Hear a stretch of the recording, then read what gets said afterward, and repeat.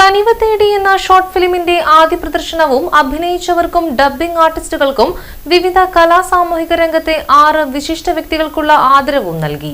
കനിവ് തേടി എന്ന ഷോർട്ട് ഫിലിമിന്റെ ആദ്യ പ്രദർശനവും അഭിനയിച്ചവർക്കും ഡബ്ബിംഗ് ആർട്ടിസ്റ്റുകൾക്കും വിവിധ കലാസാമൂഹ്യ രംഗത്തെ 6 വിശിഷ്ട വ്യക്തികൾക്കുള്ള ആദരവും നൽകി.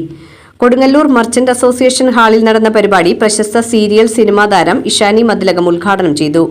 കൊടുങ്ങല്ലൂർ നഗരസഭാ ചെയർപേഴ്സൺ ഹണി പീതാംബരൻ മുഖ്യാതിഥിയായിരുന്നു. ഷഫ്ന ഷാഫി അധ്യക്ഷത വഹിച്ചു. പ്രതിപക്ഷ നേതാവ് TS Sajeevan, 01 media creations Suresh Vazhappilly, Pramod Mannilthodi, Venu Vennara തുടങ്ങിയവർ സംസാരിച്ചു.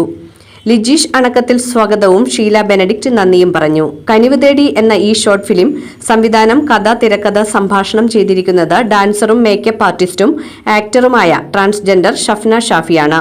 നിർമ്മാണം നന്മ ദീപു കൊടുങ്ങല്ലൂരാണ്.